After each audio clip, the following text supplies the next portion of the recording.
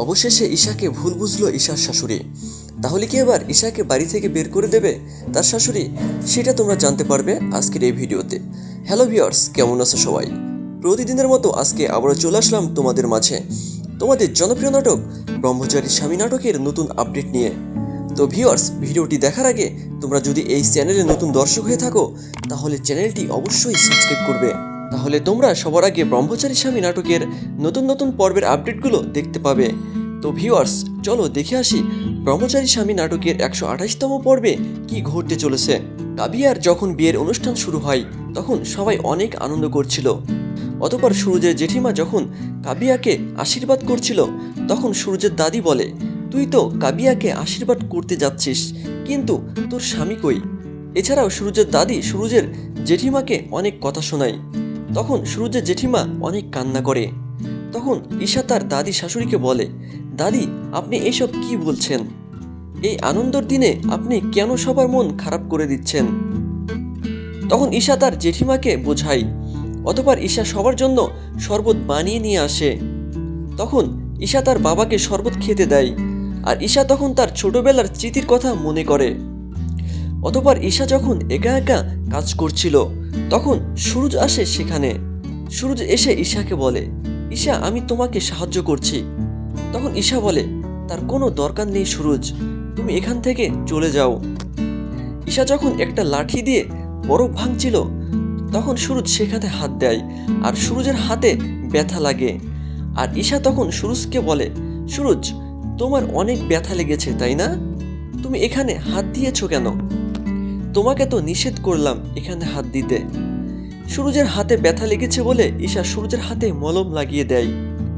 যখন সুরজ আর ঈশার মধ্যে কথা হচ্ছিল আর তখনই সুরজের ফোনে একটা ফোন আসে, আর সুরজের জেঠিমা সুরজকে বলে, সুরজ, বাবা ফোন দিয়েছে। তখন সুরজ কাউকে কিছু না বলে সেখান থেকে চলে যায়। ঈশার বাবা যখন রিয়ার সাথে অনেক খারাপ আচরণ করছিল এবং রিয়াকে অনেক বকাবকি করছিল তখন সেখানে আসে ঈশা। ঈশা এসে তার বাবাকে বলে, বাবা, তুমি রিয়াকে কেন এত বকাবকি করছো? তখন ঈশার বাবা বলে, মা, কিছু হয়নি। তখন সেখান থেকে রিয়া চলে যায়। তখন ঈশা তার বাবাকে আরো বলে, বাবা, কাবিয়ার বিয়েতে কোনো সমস্যা হবে না তো? তখন ঈশার বাবা ঈশাকে বলে, মা, তুই কোনো চিন্তা করিস না, তোর বাবার ওপর তুই একটু ভরসা রাখ। এই কথা বলে ঈশার বাবাও সেখান থেকে চলে যায়। ঈশা তার বাবার কথা শুনে একটু চিন্তা মুক্ত হলো। সুরজের পরিবারের সবার মন খারাপ দেখে ঈশার বাবা সবার থেকে ক্ষমা চায়। ঈশার বাবা যখন সেখান থেকে চলে যায় তখন ঈশা বলে, জেঠিমা, আমরা সবাই মিলে কাভিয়ার বিয়েতে মেহেন্দির অনুষ্ঠান শুরু করে দিই। তখন সবাই মিলে মেহেদির অনুষ্ঠান শুরু করে। তখন সুরজের জেঠিমা ঈশাকে বলে, ঈশা, তুমি সবার আগে কাভিয়ার হাতে মেহেদি পরিয়ে দাও। তখন ঈশা কাবিয়ার হাতে মেহেদি পরানো শুরু করে। আর কাবিয়া তখন অনেক চিন্তায় পড়েছিল। কাবিয়া ঈশাকে বলে, ভাবি, তুমি ওয়াশিং মেশিনের কোনো খবর পেয়েছো? তখন ঈশা বলে, কাবিয়া, তুমি কোনো চিন্তা করো না, সুরজ ঠিক ওয়াশিং মেশিনটা বাড়িতে ফিরিয়ে নিয়ে আসবে। কিছুক্ষণ পরে ওয়াশিং মেশিনটা যখন বাড়িতে নিয়ে আসা হয় তখন সুরজ তার জেঠিমাকে এসে বলে, জেঠিমা, ওয়াশিং মেশিনটা পাওয়া গেছে। তখন সুরজের জেঠিমা তো অনেক খুশি হয়, আর সুরজের কথা শুনে ঈশা তো অনেক খুশি। ঈশা সুরজের দিকে তাকিয়েছিল, আর আশেপাশের লোকজন যখন মেহেন্দির অনুষ্ঠানে আসে তখন ঈশাকে মেহেন্দি দিতে দেখে গ্রামবাসীরা, আর বলে, ঈশার তো সুরজের সাথে তালাক হয়ে গেছে, তাহলে ঈশা কেন এখানে? এই শুভ অনুষ্ঠানে পাড়া প্রতিবেশীদের এই কথা শুনে ঈশার মন খারাপ হয়ে যায়। তখন পাড়া প্রতিবেশীদের ওপর সুরজ অনেক রেগে যায়। তখন সুরজ বলে, ঈশার হাতে কেউ মেহেদি লাগাক বা না লাগাক, আমি তো ঈশার হাতে মেহেদি লাগিয়ে ছাড়বো। তখন সুরজ ঈশার হাতে মেহেদি লাগিয়ে দেয়। তখন সবাই অবাক হয়ে সুরজের দিকে তাকিয়ে থাকে। আর সবার সামনে সেখানে ওয়াশিং মেশিন নিয়ে আসে একটা লোক। ওয়াশিং মেশিনটা দেখে সুরজের জেঠিমা তো অনেক খুশি। সুরজের জেঠিমা আসেন ওয়াশিং মেশিনের ভেতরে হাত দিয়ে দেখেন ওয়াশিং মেশিনের ভেতর কিছু নেই। তার গহনা টাকা পয়সা কিছুই তার ভেতর ছিল না। তখন সুরজের জেঠিমা টাকা পয়সাগুলো না পাওয়াই অনেক কান্না করে। টাকা পয়সা এবং গহনাগুলো হারিয়ে যাওয়ায় সবার মন খারাপ হয়ে যায়। সুরজের জেঠিমা কান্না করছিল। তখন বাড়িতে আসে আরব। আরবকে দেখে সবাই চুপ করে যায়। আরব যেন কোনো কিছু বুঝতে না পারে, সেজন্যই সবাই হেসে হেসে আরবের সাথে কথা বলে। আরবকে কেউ কিছু বুঝতে দেবে না, তাই সবাই সেখানে অনেক আনন্দ করতে শুরু করে।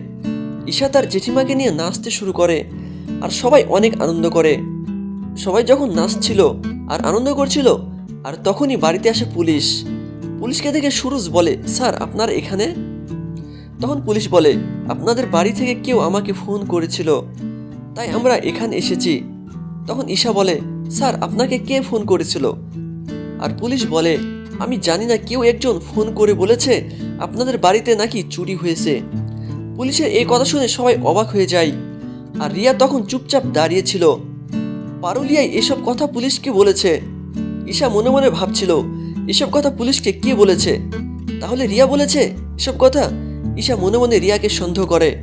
আর তখন সুরজ পুলিশকে সব কথাগুলো খুলে বলে এবং সুরজ বলে, আমাদের ওয়াশিং মেশিন আমাদের বাড়িতে ফিরিয়ে নিয়ে আসা হয়েছে, আপনারা এখন যেতে পারেন। অতবার সুরজ ও ঈশার মধ্যে ভুল বোঝাবুঝি হয়। আর বিয়ের অনুষ্ঠানে বাড়িতে পুলিশ আসা দেখে সুরজের দাদি বাড়িতে অনেক ঝামেলা করে। তাহলে কি এবার আরবের সাথে কাবরিয়ার বিয়েটা হবে না? সেটা তোমরা জানতে পারবে আগামী 129তম পর্বে। তো বন্ধুরা, ততক্ষণে তোমরা আমাদের এই চ্যানেলের সাথে থেকো। আজকের ভিডিওটি এই পর্যন্তই। পরবর্তীতে আবারও নতুন নতুন আপডেট পর্ব নিয়ে চলে আসবো তোমাদের মাঝে। আর হ্যাঁ বন্ধুরা, তোমরা যদি এখনও আমাদের এই চ্যানেলটিকে সাবস্ক্রাইব করে না থাকো, তাহলে অবশ্যই চ্যানেলটিকে এখনই গিয়ে সাবস্ক্রাইব করবে। কেননা ব্রহ্মচারী স্বামী নাটকের আপডেট পর্বগুলো সবার আগে আমাদের এই চ্যানেলে আপডেট পেয়ে যাবে। তো বন্ধুরা, আজকে এই পর্যন্তই। ভালো থেকো, সুস্থ থেকো, ধন্যবাদ।